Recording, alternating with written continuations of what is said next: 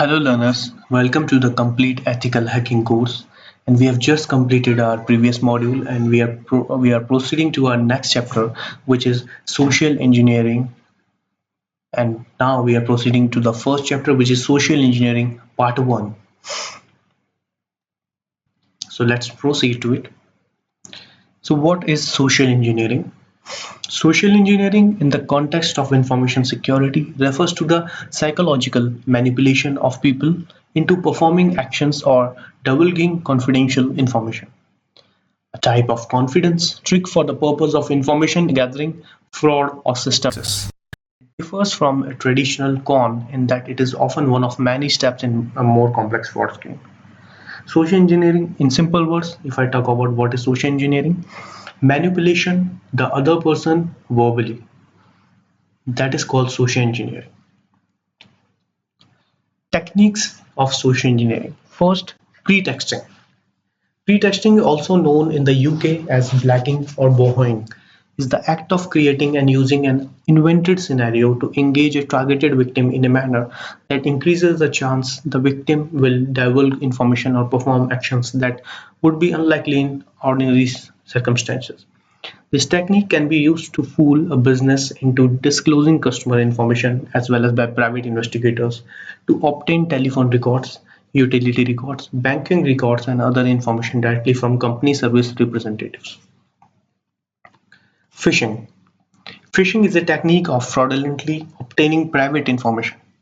Typically, the phisher sends an email that appears to come from a legitimate business, a bank or credit card company, requesting verification of information and warning of some dire consequence if it is not provided. The email usually contains a link to a fraudulent web page that seems legitimate.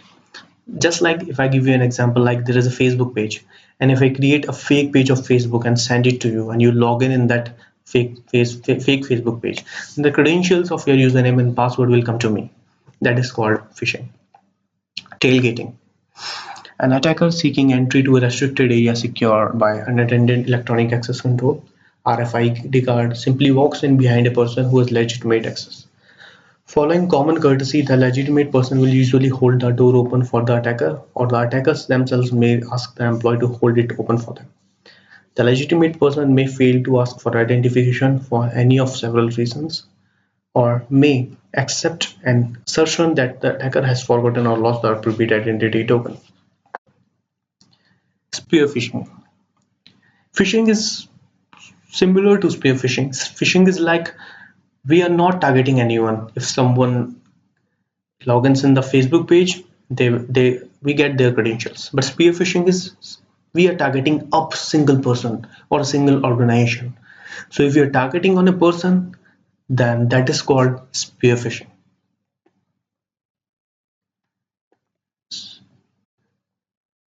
It is the main difference between phishing attacks because phishing campaigns focus on sending out high volumes of generalized emails with the expectation that only a few people respond. On the other hand, spear phishing emails require the attacker to perform additional research on their targets in order to trick end users into performing requested activities. The success rate of spear phishing attack is considerably higher than phishing attacks, with people opening roughly 3% of phishing emails when compared to roughly 70% of potential attempts. However, when users actually open the email, phishing emails have a relatively modest 5% success rate to have the link or attachment clicked when compared on to a spear phishing attack's 50% success rate.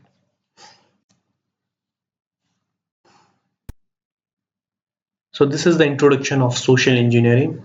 This is the part 1 phase. In next video, we will learn more techniques about social engineering.